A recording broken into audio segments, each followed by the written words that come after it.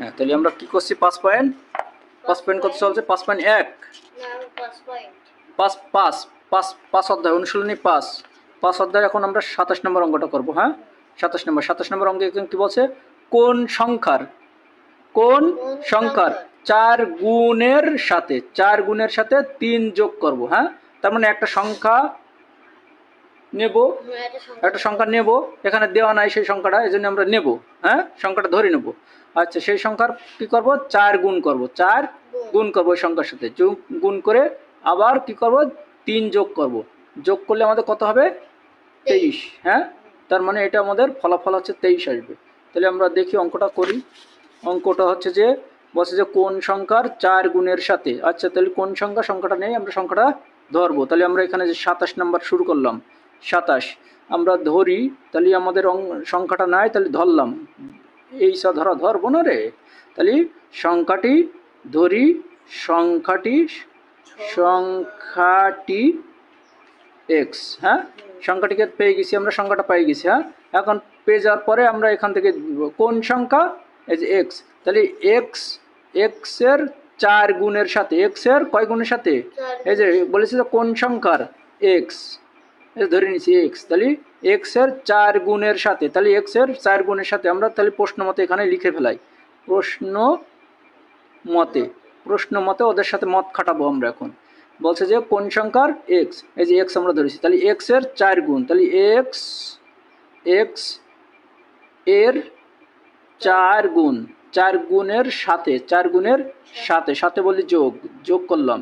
4 গুণের সাথে 3 যোগ 3, এই যে 3 যোগ করে দিলাম। হ্যাঁ, তাহলে এক্স এর 4 গুণের সাথে, এই যে এক্স এর 4 গুণ হয়ে গেল, এই আর যোগ করেছি, এর সাথে যোগ করে দিছি 3, যোগ করলে কত হবে?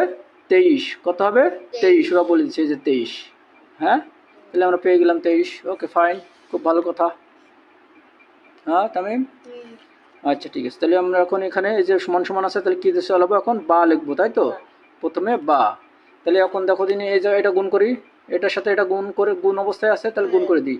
তাহলে এক্স এর সাথে 4 গুণ করলে হবে 4x, আর এটা যোগ, তাহলে 3, আর এ পাশে যা আছে তাই 23। হ্যাঁ, তাহলে আবার বা দিলাম। এখন এই যে এই 3কে সংখ্যাকে ওই পাশে পার করে দেবো, ওপাশে পার করে দেবো। কারণ সমাধান অঙ্কে সংখ্যা বাম পাশে থাকতে পারবে না, সংখ্যাকে ওপাশে পার করে দেবো। তাহলে 4x এখানে রাখলাম, আগে একে এখন পার করবো না, আগে শুধু সংখ্যা আছে সেগুলো আগে পার করে নিই। তাহলে 4x এখানে রাখলাম, আর যে শুধু সংখ্যা আছে, হ্যাঁ, আর এখানে চলক নিয়ে সংখ্যা আছে, মানে অক্ষর নিয়ে সংখ্যা আছে, এটা পরে শেষে পার করব। তাহলে প্রথমে শুধু সংখ্যারে পার করে দিচ্ছি। তাহলে এই পাশে 23, এই পাশে দাগ লিখে নিই, সমান সমানের এই পাশেরটা আগে লিখে নিই। তাহলে 23 দিলাম। তারপরে এই 3কে পার করব, তাহলে 3 এর পাশে কি অবস্থা আছে? যোগ হয়ে আছে, ও পাশে গেলে কি হবে? বিয়োগ। তাহলে বিয়োগ 3। হ্যাঁ, তাহলে এখন আমরা এই বিয়োগের কাজটা করব। হ্যাঁ, তাহলে বা এখানে থাকলো হচ্ছে 4x, এই বিয়োগের কাজটা করে আসি। হ্যাঁ, তাহলে 23 থেকে 3 বাদ দিলে 20।